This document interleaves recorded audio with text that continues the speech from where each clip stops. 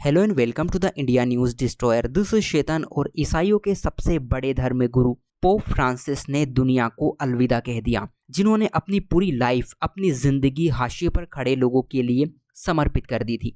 उन्होंने जो आखिरी मैसेज दिया उस पर पूरी दुनिया को ध्यान देना चाहिए, खासकर लोकतांत्रिक सरकारों को, जो अभिव्यक्ति की स्वतंत्रता को कुचलने में कोई कसर नहीं छोड़ती।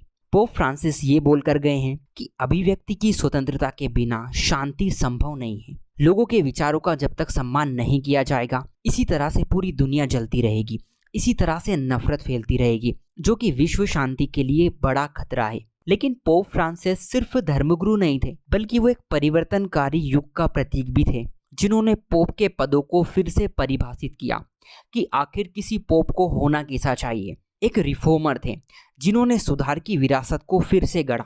शायद दुनिया भर के धर्मगुरुओं को पोप फ्रांसिस से सीखने की जरूरत है कि ह्यूमन वैल्यूज से बढ़कर दुनिया के समाज में कोई बड़ी चीज नहीं होती। हालांकि उनके कुछ डिसीजन ऐसे भी थे जिनसे उन्हें आलोचना का सामना करना पड़ा। लेकिन आपका सबसे पहला सवाल ये होगा कि ये पोप होते क्या है। इसके लिए मैं आपको सीधे ले चलता हूँ वेटिकन सिटी, जहां पर आपको सेंट पीटर्स बेसिलिका चर्च देखने को मिलेगा, जो कि दुनिया का सबसे बड़ा कैथोलिक चर्च है। और इसी चर्च से पूरी दुनिया के कैथोलिक चर्च चलते हैं, जिनके हेड को पोप कहा जाता है।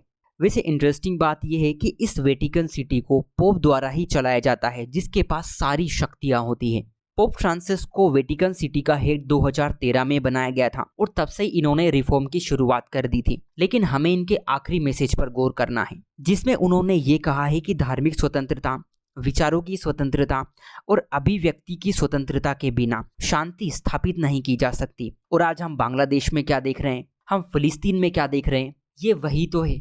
इन्होंने आगे ये कहा कि निरस्त्रीकरण की दौड़ से पूरी दुनिया को बचना चाहिए। निरस्त्रीकरण का यहाँ पर मतलब यह है कि कोई देश अपने हथियारों का जखीरा ना बढ़ाए। लेकिन क्या सच में ऐसा हो रहा है? अगर आप चाइना को देखोगे, अगर आप नॉर्थ कोरिया को देखोगे, तो जैसे उन्होंने तो कसम ही खा ली कि हम तो खाने में भी हथियार ही खाएंगे। पोप फ्रांसिस यही नहीं रुकते। उन्होंने विकसित देशों को चेतावनी दी थी और किसी से भी भेदभाव ना करने का आग्रह किया था कि ग्लोबल साउथ के देश इसलिए गरीब हैं क्योंकि उनके पास संसाधनों की कमी है, और विकसित देशों को किसी भी तरह का भेदभाव उनके साथ नहीं करना चाहिए।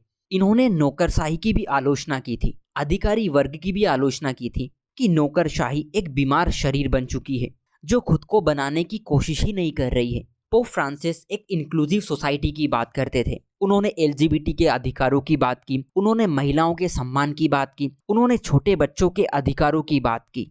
पोप फ्रांसिस इनइक्वालिटी के भी खिलाफ थे और उनका मानना था कि सामाजिक आर्थिक समस्याओं की मेन वजह आवारा पूंजीवाद है, जो एक आर्थिक तानाशाही के रूप में बदल रही है।